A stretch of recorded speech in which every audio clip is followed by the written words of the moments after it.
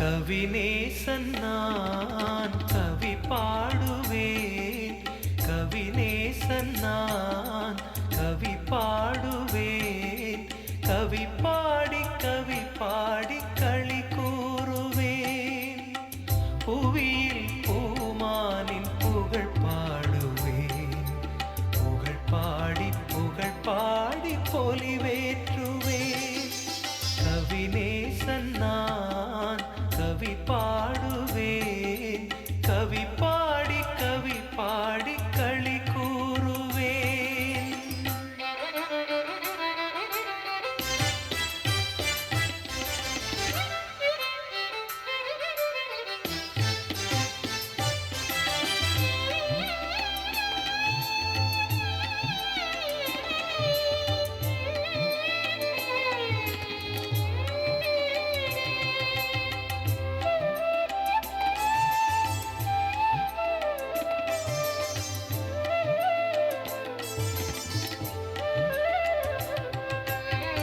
வெறும்பான் போன்ற வாழ்வினிலே வானவில் தோன்ற செய்தவரே, வெறும்பான் போன்ற வாழ்வினிலே வானவில் தோன்ற செய்தவரே, புல்லினை போன்ற வாழ்வினிலே, புல்லினை போன்ற வாழ்வினிலே பனி துளி போலமர்ந்து ஆள்பவரே, கவிநேசன் நான் கவி பாடுவேன், கவி பாடி களி கூறுவேன்.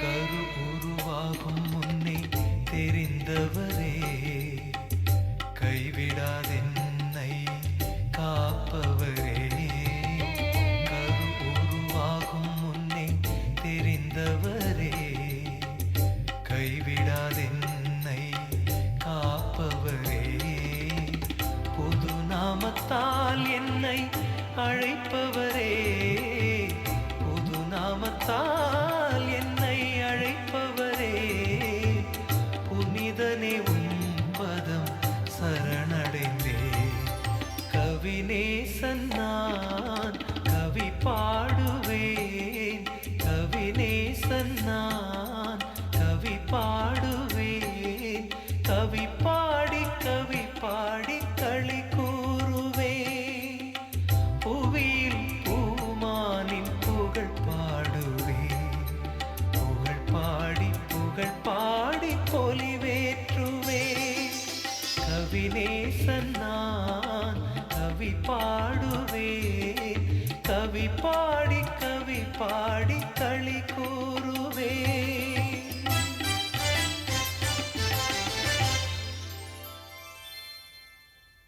கிறிஸ்துவுக்குள் மிகவும் பிரியமானவர்களே, மீண்டுமாக இந்த நாளில் தேவ சமூகத்தில் நாம் எல்லோருமாய் கூடி ஆசரிப்பு கூடாரம் நம்முடைய ஜெப வாழ்க்கைக்கு எவ்விதமாக உதவி புரிகிறது, இந்த ஆசரிப்பு கூடாரத்தில் இருக்கிற பொருட்களின் மூலமாக நாம் எவ்விதமாக ஜெபிக்க வேண்டும் என்பதை அது எவ்விதமாக நமக்கு கற்றுத்தருகிறது என்பதை நாம் படித்து வருகிறோம். இன்றைய தினத்தில் பலிபீடம் எவ்விதமாக நாம் ஜெபிப்பதற்கு நம்மை வழிநடத்துகிறது என்பதை குறித்து இந்த நாளில் நாம் தியானிக்க இருக்கிறோம். கண்களை மூடி நாம் தியானிப்பதற்கு முன்பாக சிறு ஜெபம் செய்வோம்.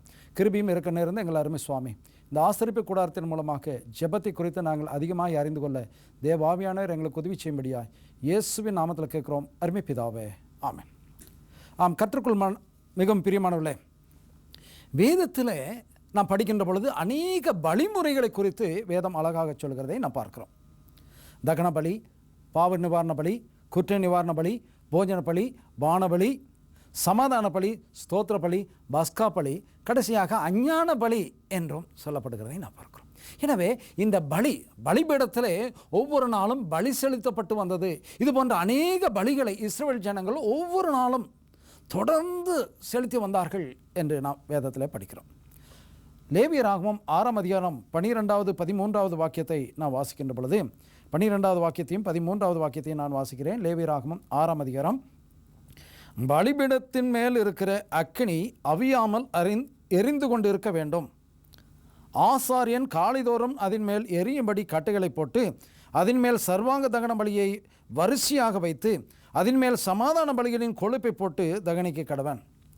பலிபீடத்தின் மேல் அக்கினி எப்பொழுதும் எரிந்து கொண்டு இருக்க வேண்டும், அது ஒருபோதும் அவிந்து போகலாகாது என்று சொல்கிறார். ஆம், கர்த்தருக்குள்ளானே பலிபீடத்தின் மேல் இருக்கிற அக்கினி எப்பொழுதும் எரிந்து கொண்டு இருக்க வேண்டும், அது அவிந்து போகாமல் இருக்க வேண்டும். ஆம், கர்த்தருக்குள்ள அன்பானவர்களே, நம்முடைய ஜெப வாழ்க்கையும் அது எப்பொழுதும் எரிந்து கொண்டே இருக்க வேண்டும், அது அவிழ்ந்து போகக்கூடாது, அது அணைந்து போகாதபடி நாம் பார்த்து கொள்ள கடமைப்பட்டவர்களாக இருக்கிறோம். எப்பொழுதுமே அக்கினி எரிந்து கொண்டு இருக்க வேண்டும் என்று பார்க்கிறோம். எனவே ஜெப வாழ்க்கை என்பது ஏதோ சமயத்துக்கேற்றபடி ஏதோ தேவைகள் ஏற்படுகின்ற பொழுது ஜெபிப்பது ஒரு ஜெப வாழ்க்கை அல்ல. அது உண்மையான ஜெபம் என்றும் சொல்ல முடியாது. ஆனால் தேவைகள் எப்பொழுது நமக்கு இருந்து கொண்டே இருக்கிறது என்று பார்க்கிறோம்.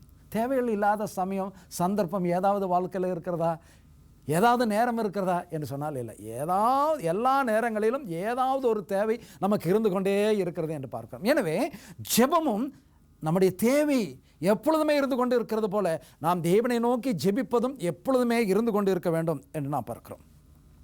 சரி, அதற்கடுத்ததாக இந்த அநேக விதமான பலி இந்த பலிபீடத்தின் மேலே செலுத்தப்பட்டது என்று பார்க்கிறோமே, அதே போல நம்முடைய ஜெப வாழ்க்கையிலும் எப்படிப்பட்ட பலி அல்லது எப்படிப்பட்ட ஜெபம் நமக்கு ஆண்டவருடைய சமூகத்தில் ஏறெடுக்கப்பட வேண்டும் என்று வேதம் சொல்கிறது என்று பார்ப்போம் என்று சொன்னால், பலிபீடத்தில் செலுத்தப்படுகிற பலியானது பழுதற்றதாக இருக்க வேண்டும் என்று சொல்கிறது. அப்போ பலிபீடத்தில் செலுத்தப்படுகிற பலி அது எதுவாக இருந்தாலும் அது எப்படிப்பட்டதாக இருக்க வேண்டும், பழுதற்ற ஒரு பலியாக அது இருக்க வேண்டும் என்று நாம் பார்க்கிறோம். உபாகம் புத்தகம் 15ஆம் அதிகாரம் 21வது வாக்கியத்தை நான் வாசிக்கின்ற பொழுது, அதற்கு முடம் குருடு முதலான யாதொரு பழுது இருந்தால் அதை உன் தேவனாகிய கர்த்தருக்கு பலியிட வேண்டாம். ஆமாம், பலியிடுவதற்காக தெரிந்து கொண்ட ஒரு ஆடோ மாடோ அது பழுதாகி போகும் என்று சொன்னால், குருடாகவோ பழுதானதாகவோ போகும் என்று சொன்னால், அதை என்ன செய்யணும், முடமோ குருடோ இருக்கும் என்று சொன்னால் அதை ஆண்டவருக்காக நாம் பலி செலுத்தக்கூடாது என்று நாம் பார்க்கிறோம். மல்கியாவினுடைய புத்தகம் 1ஆம் அதிகாரம் 8வது வாக்கியத்தை நாம் வாசிக்கிறோம்.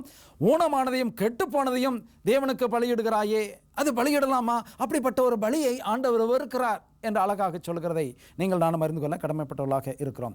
அதே போல கர்த்தருக்குள் பிரசங்கினுடைய புத்தகம் 5ஆம் அதிகாரம் 5ஆம் அதிகாரம் 1வது வாக்கியத்தை நான் வாசிக்கின்ற பொழுது, நீ தேவாலயத்துக்கு போகும் பொழுது உன் அடையை காத்துக்கொள், மூடர் பலியிடுகிறது போல பலியிடுகிறதை பார்க்கிலும் செவி கொடுக்க சேர்வதே நலம், தாங்கள் செய்கிறது தீமை என்று அறியாது இருக்கிறார்கள் என்று நாம் பார்க்கிறோம். அப்படியானால் கர்த்தருக்குள்ளாமலே தேவாலயத்துக்கு போகும்பொழுது உன் அடையை காத்துக்கொள், மூடர் பலியிடுகிறது போல நீ பலியிடாதே.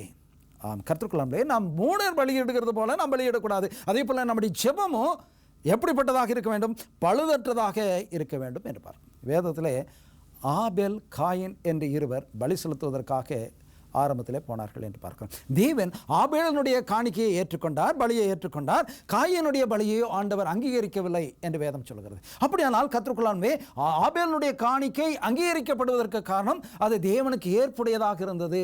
எனவே தேவன் அதை ஏற்றுக்கொண்டார்.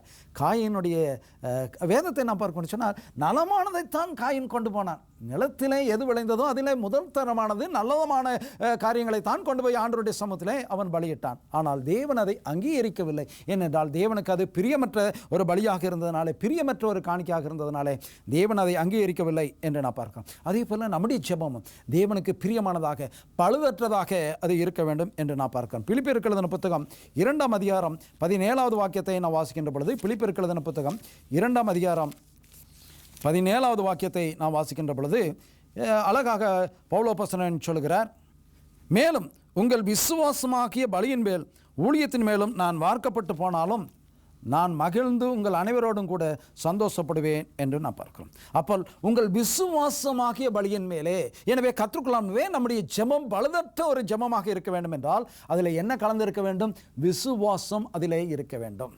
அப்போ விசுவாசம் உள்ள ஜெபமாக இருக்கும் என்றால் அது பழுதற்ற ஜெபமாக அது இருக்க முடியும் என்பதை நீங்கள் நானும் அறிந்து கொள்ள கடமைப்பட்டுள்ளாக இருக்கிறோம். எனவே நம்முடைய ஜெபம் விசுவாசம் நிறைந்த ஒரு ஜெபமாக இருக்க வேண்டும் என்று நான் பார்க்கிறோம். தேவன் அடிக்கடி சுகமாக்கின்ற பொழுதெல்லாம் ஆண்டவர் என்ன சொல்கிறார்? உன்னுடைய விசுவாசம் உன்னை சுகப்படுத்தினது, சமாதானத்தோடு போ.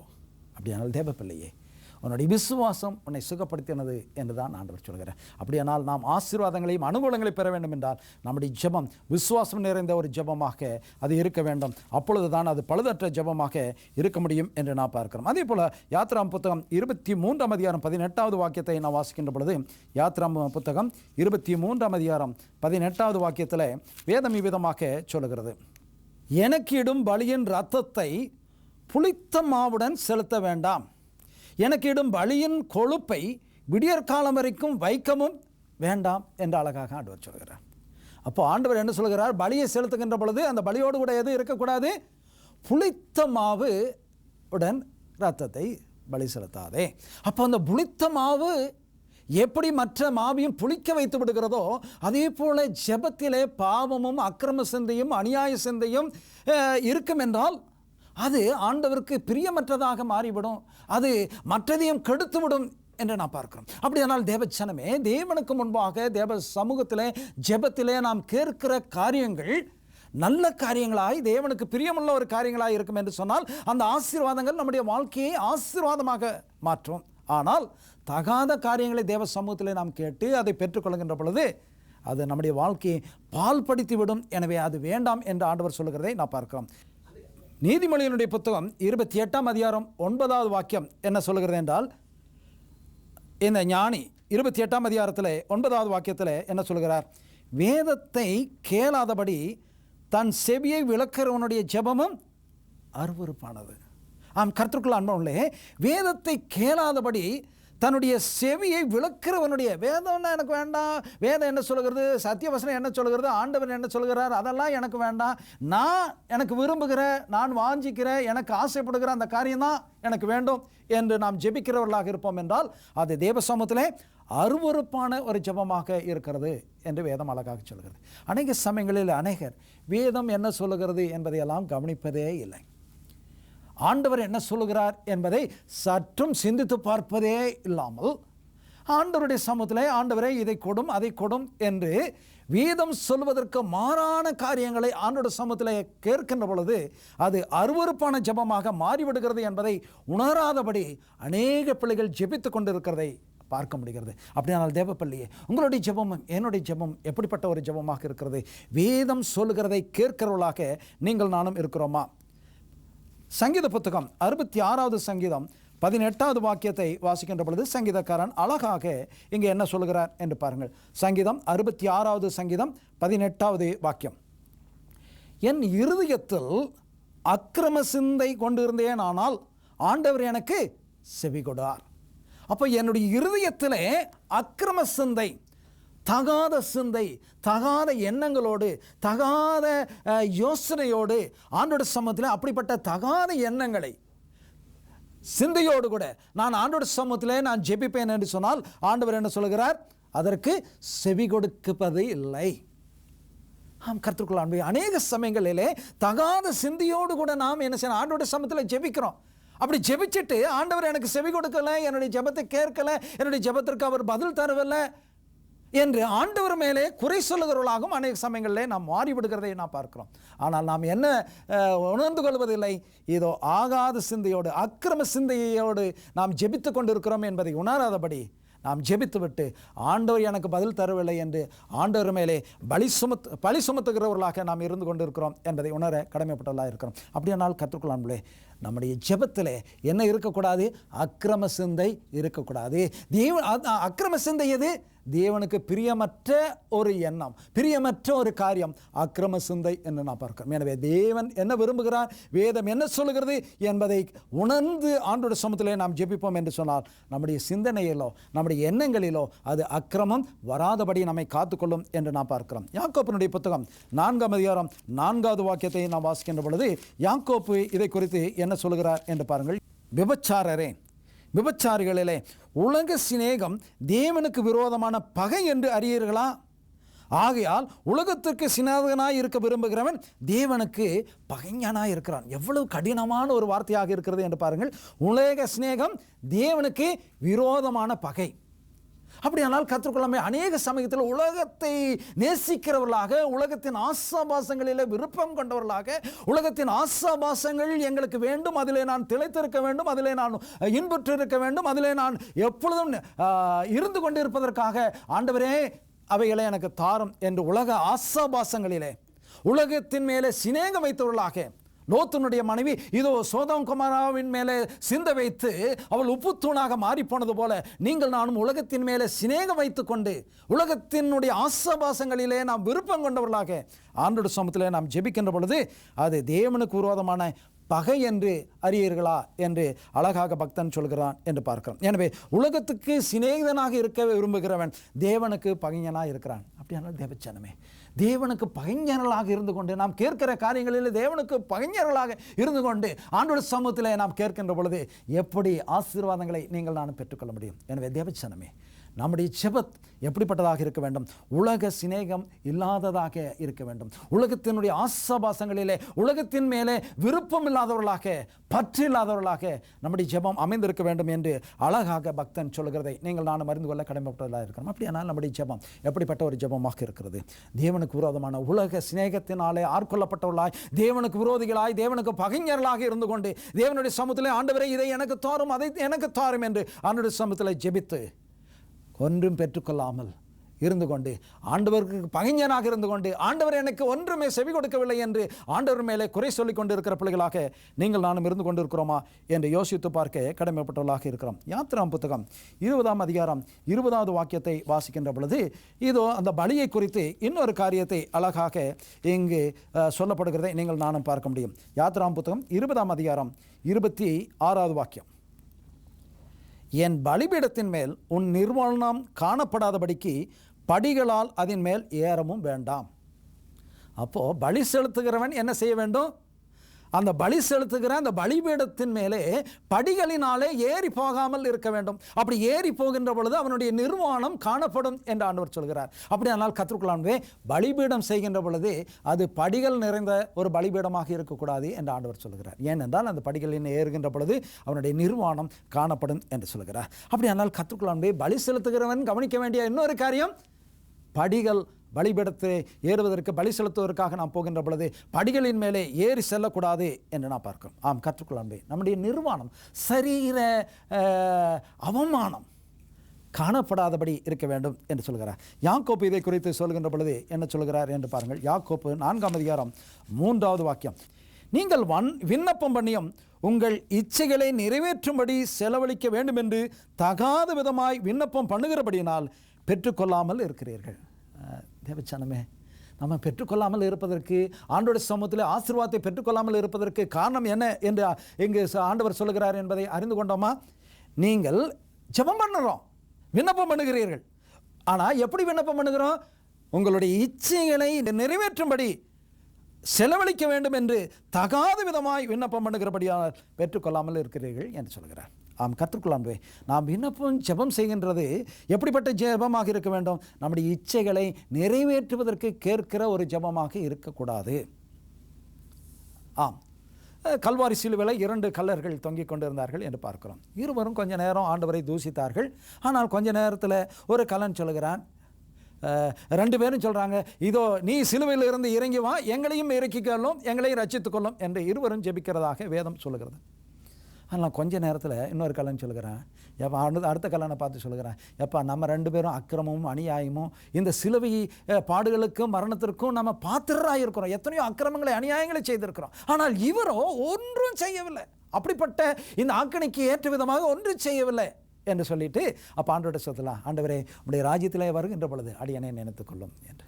ஆம் கற்றுக்கொள்ளாமே 2 பேர் ஜெபம் செய்கிறார்கள். ஆனால் ஒரு வித்தியாசத்தை பாருங்கள், 2 பேருக்கும் உள்ள ஒரு வித்தியாசம் பாருங்கள். ஒருவன் தன்னுடைய பாவங்களை, அக்கிரமங்களை, அநியாயங்களை உணர்ந்தவனாக அவன் ஜெபிக்கிறான். ஆனால் இன்னொருவனோ தன்னுடைய பாவ வாழ்க்கையை திரும்பவும் வாழ்வதற்கு ஆண்டோட சமூகத்தில் அனுமதி கேட்கிறான், அல்லது அந்த வாழ்க்கையை வாழ்வதற்கு இன்னும் ஆயுசு நாட்களை கூட்டித்தர வேண்டும்.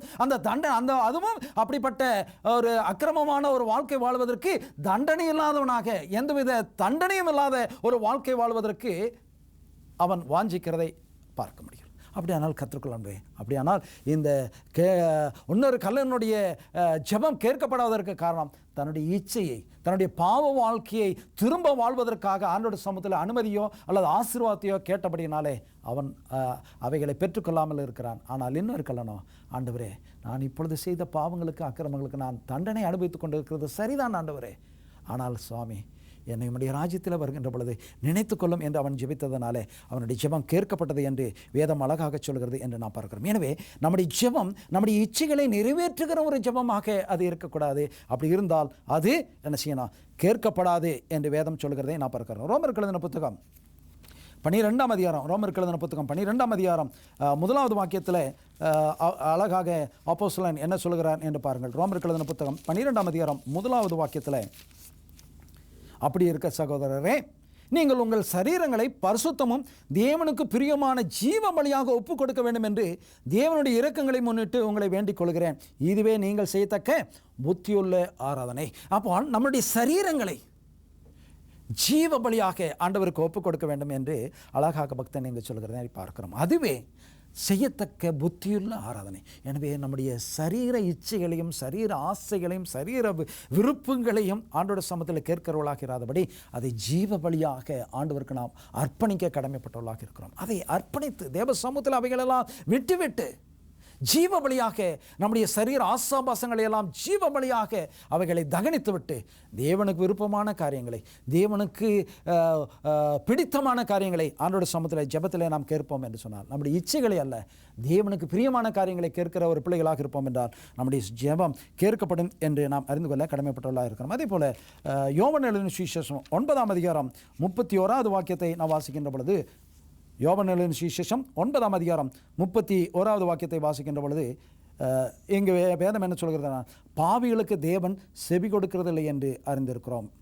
ஒருவன் தேவ பக்தியுள்ளவனாக இருந்து அவருக்கு சித்தமானதை செய்தால் அவனுக்கு செவி கொடுப்பார். அப்போது தேவன் யாருக்கு செவி கொடுப்பதில்லை? பாவிகளுக்கு செவி கொடுப்பதில்லை. அப்போ யார் பாவி? தேவனுடைய சித்தத்தின்படி கேட்காதவன், தேவனுடைய சித்தத்தின்படி நடக்காதவன் பாவி என்று வேதம் அழகாக சொல்கிறது. அப்படியானால் தேவ பிள்ளையே, நீங்கள் நானும் தேவனுடைய சித்தத்திற்கு ஏற்றவர்களாக தேவ சமூகத்தில் நாம் ஜெபிக்கிறவர்களாக இருக்கிறோம். தேவன் என்ன விரும்புகிறாரோ, தேவனுடைய விருப்பம் எதுவோ அதன்படி கேட்கிறவர்களாக தேவ சமூகத்தில் நம்முடைய ஜெபம் இருக்கிறதா? அல்லது மத்தேயு எழுதின சுவிசேஷம் 7ஆம் அதிகாரம் 21வது வாக்கியத்தில் நாம் வாசிக்கிற வண்ணமாக, மத்தேயு எழுதின சுவிசேஷம் 7ஆம் அதிகாரம் 21வது வாக்கியத்தில் நாம் வாசிக்கின்ற பொழுது, பரலோகத்தில் இருக்கிற என் பிதாவின் சித்தப்படி செய்கிறவனே பரலோக ராஜ்யத்தில் பிரவேசிப்பானே அல்லாமல் என்னை நோக்கி கர்த்தாவே கர்த்தாவே என்று சொல்லுகிறவன் அதில் பிரவேசிப்பதில்லை. அந்நாளில் அநேகர் என்னை நோக்கி கர்த்தாவே கர்த்தாவே உமது நாமத்தினாலே தீர்க்க தரிசனம் உரைத்தோம் அல்லவா, உமது நாமத்தினாலே பிசாசுகளை துரத்தினோம் அல்லவா, உமது நாமத்தினாலே அநேக அற்புதங்களை செய்தோம் அல்லவா என்பார்கள். அப்பொழுது நான் ஒரு காலம் உங்களை அறியவில்லை, அக்கிரம செய்யக்காரரே என்னை விட்டு அகன்று போங்கள். கற்றுக்கொள்ளாமலே எப்படி இங்கே ஜெபிக்கிறாங்க? ஆண்டவரே உம்முடைய நாமத்தினாலே அற்புதங்களை அடையாளங்களை நாங்கள் செய்தோம் அல்லவா. கற்றுக்கொள்ளாமலே எவ்வளவுதான் ஆண்டோட சமூகத்தில் அற்புதங்களை அடையாளங்களை நாம் செய்யலாம், ஆனால் தேவ சித்தத்திற்கு ஏற்ப தேவ சித்தத்திற்கு இணங்க அவைகளை செய்யாவிட்டால் அது அக்கிரம செய்ய என்று வேதம் அழகாக சொல்கிறது என்பதை நான் பார்க்கிறோம். அப்படினால கற்றுக்கொள்ள கர்த்தாவே கர்த்தாவே என்று கூப்பிடுவதல்ல, கர்த்தாவே கர்த்தாவே என்று தேவனுடைய சமூகத்திலே அழைத்து ஜெபிக்கிற அந்த வேளையிலே நீங்கள் நானும் கவனித்துக் கொள்ள வேண்டியது, தேவ சித்தத்திற்கு ஏற்ற காரியங்களாக நாம் கேட்கிற காரியங்கள் இருக்கிறதா அல்லது தகாத காரியங்களாக அவைகள் இருக்கிறதா என்று நாம் அறிந்து கொள்ள உணர்ந்து கொள்ள கடமைப்பட்டவர்களாக இருக்கிறோம். எனவே தகாத காரியங்களை நாம் தேவனுடைய சமூகத்திலே நாம் கேட்போம் என்றால் அவைகளை நாம் பெற்றுக்கொள்ள முடியாது, அவைகளை ஆண்டவர் தருவதில்லை, அது அருவருப்பானது என்று வேதம் அழகாக சொல்கிறது என்று நாம் பார்க்கிறோம். அப்படியானால் தேவனுக்கு பிரியமான ஒரு ஜெபந்தான் என்ன, தேவனுக்கு பிரியமான பலி என்ன என்று முதலாவது பார்ப்போம். எனவே தேவனுக்கு பிரியமான பலியை போலவே நம்முடைய ஜெபம் இருக்க வேண்டும் என்றும் வேதம் அழகாக சொல்கிறது என்று நான் பார்க்கிறோம். சங்கீத புத்தகம் 51வது சங்கீதம் 51வது சங்கீதம் 17வது வாக்கியம், தேவனை கேட்கும் பலிகள்